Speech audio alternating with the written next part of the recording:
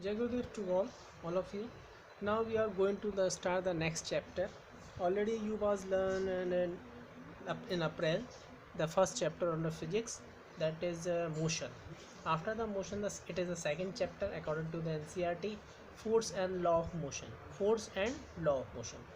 So first of all, we want to discuss what is the meaning of force, and after that, law of motion. Then what is the meaning of force? You can think about the force or push and pull.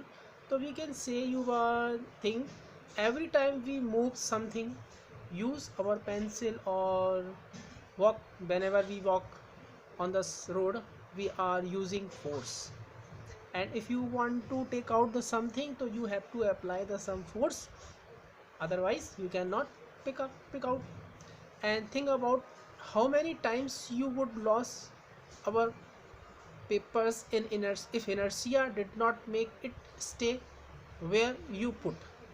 So means the actual meaning of the force is then pull and pushing.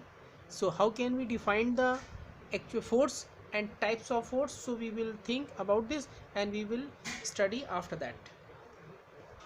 Then you can see in a video, then whenever we are applying the something pushing and pulling on the object, then it can be moved. Suppose ज़्यादा भारी है तो ये move हो नहीं होगी, अगर थोड़ी सी वेट है, लाइट वेट है, तो it can be move. So we can say pulling and pushing, it is called the force. So how can we write the actual definition of force?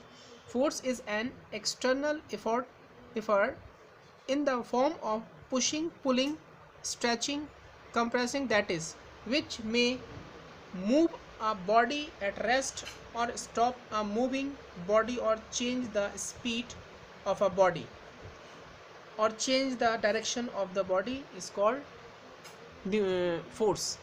We can denote it by the force capital F. So capital F is denoted by, it is the symbol of the force, and SI unit of the force is Newton. N is the Newton. इसकी एक और होती है, वो हम अभी force की form में जो फॉर्मूला होगा उसको स्टडी करेंगे. Then CGS unit of force is dyne, DYNE, dyne. The SI unit of force is Newton and the CGS unit is dyne. So first of all, we have to explain that we should understand what is the meaning of force and SI unit and CGS unit of force. Now how many kinds of force? Now we will discuss the kinds of force. There are two types of force.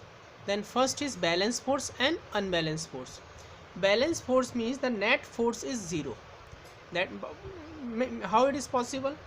So whenever we are applying, you can see in this picture, then whenever we are applied the force on the body, the right side and left side, the force are equal, so we can say it is the balanced force. That means if the resultant of all the forces, right or left, resultant of all the forces acting on a body is zero, ये ना इस right side जा रहा है ना left side जा रहा है, कांस्टेंट है, ये मूव नहीं हो रहा है, means if the resultant of all the force acting on a body is zero, the force are called balanced force.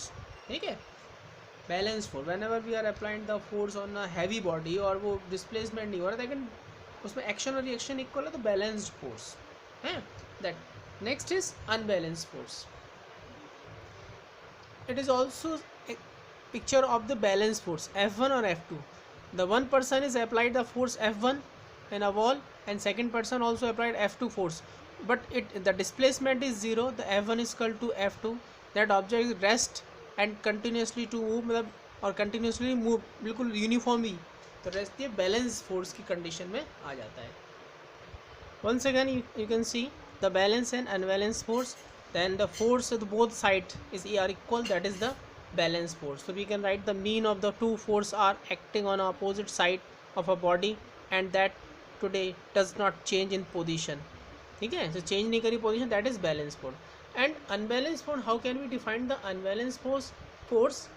So you can see the unbalanced force we can define.